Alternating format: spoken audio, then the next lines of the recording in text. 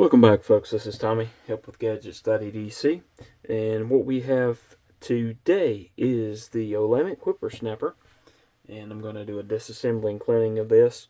I do like to do this in order just to kind of see some different things, how the knife is engineered. One thing that I noticed that was really cool about this, as I was looking at it earlier, is that there's actually a space between the back spacer and the scales. Let's see if I can demonstrate that a little more clearly here. Maybe there we go. If you can see on camera how that you can see between the scales and the back spacers. I'll move that along. So, but that's part of it. Looking on the inside of the knife and looking, seeing how it's made, seeing the different things of how a knife is engineered and constructed. First off, I'd like to thank all that have liked, subscribed, and made comments to the channel. If you haven't done so, I would really appreciate it if you would. But I also really appreciate any of those of you that are watching the video as well. All right, so let's go ahead and get into this. This is a front flipper. The action on it is great. It has a kind of a heavy stonewash look to it, and just a overall good user knife, if in my opinion. Okay. All right, so let's say I believe the pivot's a T8 on these. Let's go ahead and just back that out. I have noticed that I've had to tighten this up a couple of times today as I was playing with it, and I don't know if it has any Loctite on it, but we'll find out here in a bit maybe. And it looks like it's actually unscrewing from the other side. Now again, this is the first time I've disassembled a Whippersnapper, so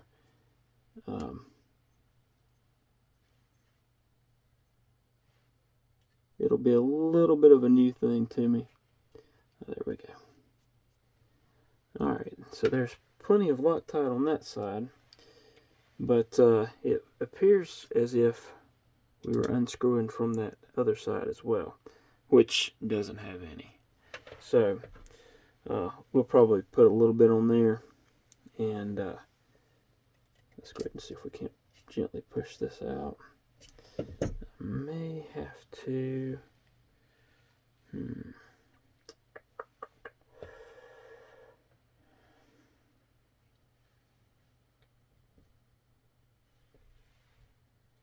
me draw this off so that I can go ahead and put that back in, see if we can't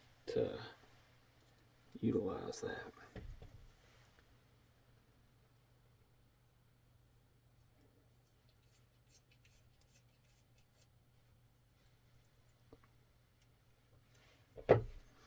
I'm going to try to coax that out. That didn't work the way I wanted it to. Let's see if we can just give it a little push out. That may work. There we go. Alright, we'll drop that in the alcohol bath, and the body screws are T6s. I'm going to get a T6, and I noticed some of these, especially on the clip, as you'll notice, those stand a little bit proud there. I do like the design of the clip as well, but I did notice that it seemed kind of wishy-washy when I was looking at the size of the bit. I don't know if they've been stripped or what, but I'll have to be really careful taking those out. That's one of the reasons that I really like T8s for body screws as well. And I'm not sure. Let's check that one.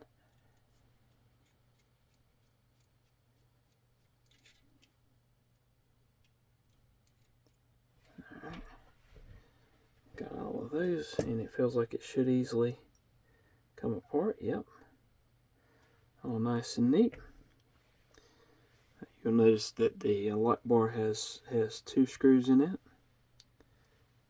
It's got a little bit of oil and grime on it on the detent ball as well. No way.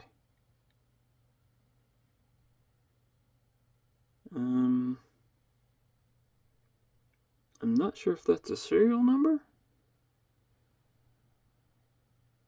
I don't know the answer to that question. That I'm running around in my own head here. I don't know. Alright, let's see if we can take it further apart.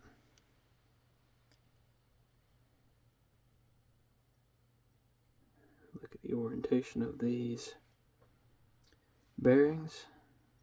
And in this case, the open side's toward the blade. Gonna drop that in.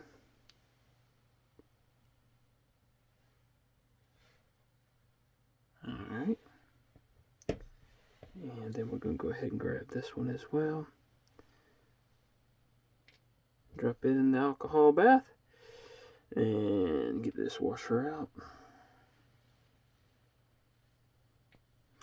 And this is interesting. There's actually 2 stop pins right here. So that's a little bit different than what I'm used to seeing. And again, that's part of what I like doing this, taking them apart, looking at the differences and different designs that the different makers have put into their knives.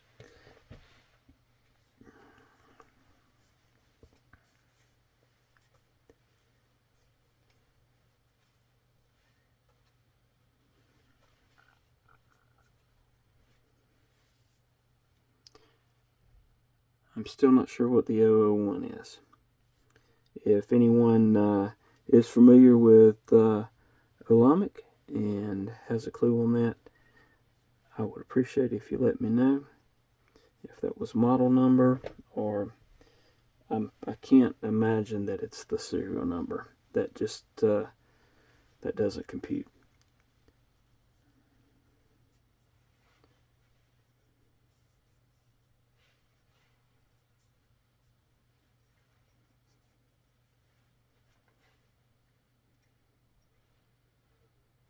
Okay, I'm making sure that I'm cleaning the lock face off. And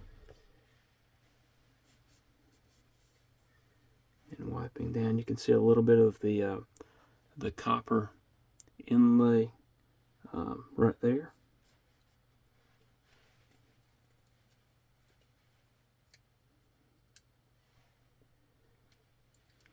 And I'm going to tighten these if I can, just a tad. I don't want them coming out. Okay. Alright, and now I'm going to take an alcohol swab and get down into these pivot areas, both sides. Okay. Stop pin, try to jump out. Let's get that back in. We'll do the same thing for this side. Just get down into that area where the pivot is. Make sure that the lock face is cleaned off. And I want to get this side as well, because there's a little bit of gunk down in this. And I want to see if I can't pull that out. Sometimes if it's not cooperating, I'll actually turn that around and use that to break up any thing that may be being stubborn, and wipe that out good. Okay.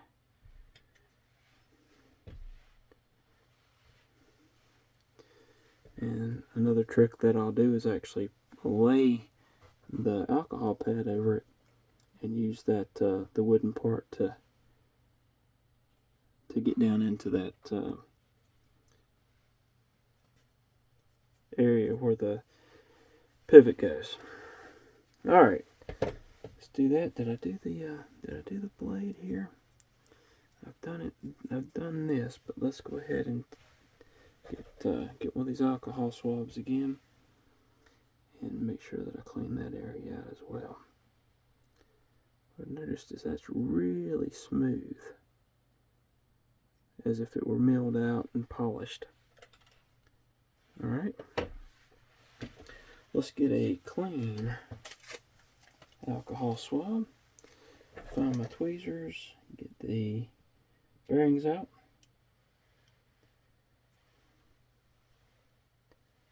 And let those start drying.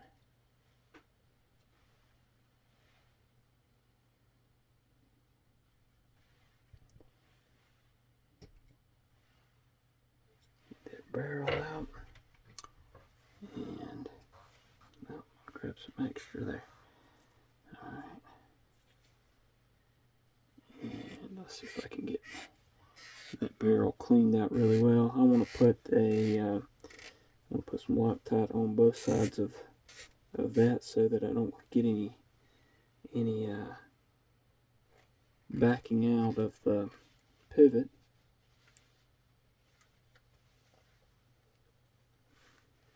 All right.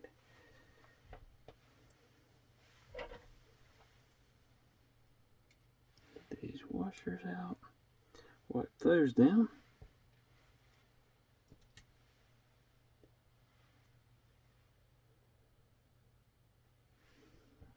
Alright, and then get the pivot screws out.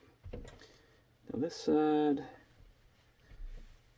I'm going to turn. I'm just grabbing this with my finger, and I'm using that to try to back out the threads. I'm pinching between my fingernails just to try to get any of this old Loctite. And looking fairly well. Let's grab the other one, the one that didn't show, and I'm gonna have to just hold on to this one and run it out as best I can. All right.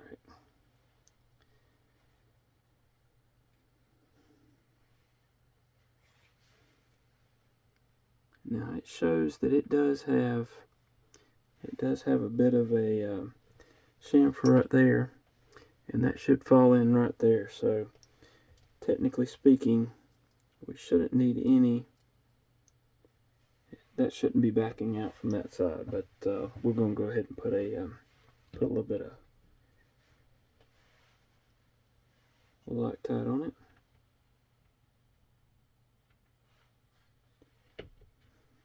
Alright, and go ahead and get that started. I'm going to just hold this and run it up tight as I can get it. Alright. Those stop pins just keep wanting to jump out. It would be helpful if I weren't turning the scales upside down. But such is life. Alright. Get those put into place. Let's get our washer. And we want to get the side that shows the most wearing for those bearings. And we're going to remember which side. It was the open side that was toward the blade. I don't know that that's the way it came from Olamic, but that's the way it was when I took it apart. And if I go back and watch some other YouTube videos, then I will make any changes that I need to. Some neat things about this blade. You can see the detent ramp here. You've got a good clear path there for the detent ball. Alright.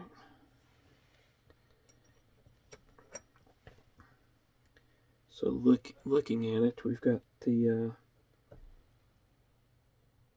those detent or those stop pins right there on the. It looks like both of them are actually meeting it. That's interesting. And then just that one when it's open. That back one's not actually meeting it. The front one is. This one here is still kind of wiggly, so it is not actually being the stop pin for the closed position. Just that one here. Alright, so that's what I was wanting to look at. Alright, put the other bearing in place. Go ahead and put a dab of oil there. And we'll look at this washer. See which side has most of the... has made contact with the bearings the most. Set that over there. Alright. And I want to put a dab of oil there on that. Looks like it may be a ceramic detent ball.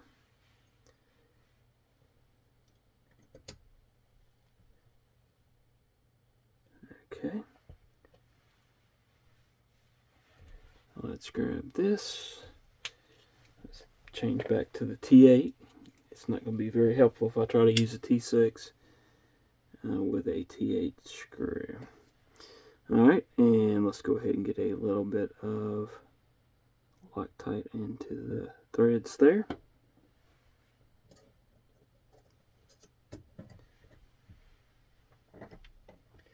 And hopefully, well, my hand's blocking a little bit of the putting that in, but I'm filming from above, so such is life. Alright, and let's go ahead and just switch back to the T6 and carefully put these back in.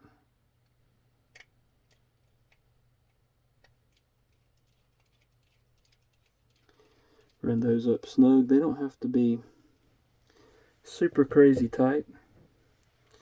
At least that's what I've found in my experience. Your experience may vary. And run one more up. Then I want to check my centering. Looks pretty good just from looking at it.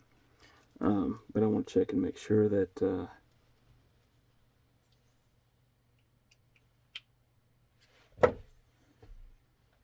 everything is good. No blade play. I'm actually going to back out that just a tad.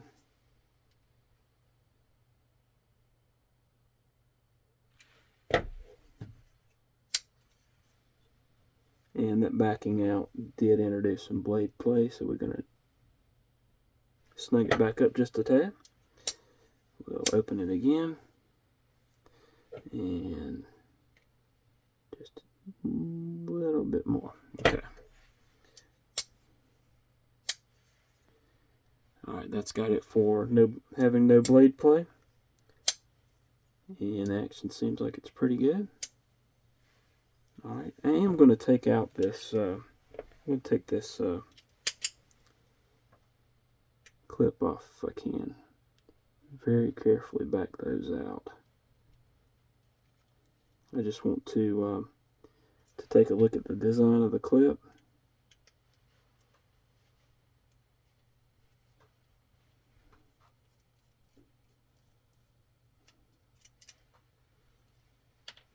That's a little bit different too. See, this is why I try to look at things. It has a little spacer there. On this side it came out. On that side it stayed. But we'll just have to make sure that goes back in place for the clip. And you can see here that the this is a little different than most other knives that I've seen. Look at that. Look at the way the underside of the clip is. It tends to work well, so I am not complaining. Alright, I am going to put that there, and I'm going to try to feed this in and at least get it started. Okay. And do the same thing here. Again, I'm being very careful to keep the Torx bits in there, in the head. They seem to be fairly shallow, so tighten that down. Again, you don't want to crank down super tight and strip it out, but you do want it to stay in place. Okay. All right, there you have it. The Olamic Whippersnapper, and this is the first time I had disassembled a Olamic knife, and it was interesting to see different things inside. Appreciate you watching. Hope y'all have a wonderful rest of your day. Thanks for commenting, subscribing, liking, all that good stuff. And again, hope y'all have a wonderful rest of your day. Thank you, and hope to see you soon.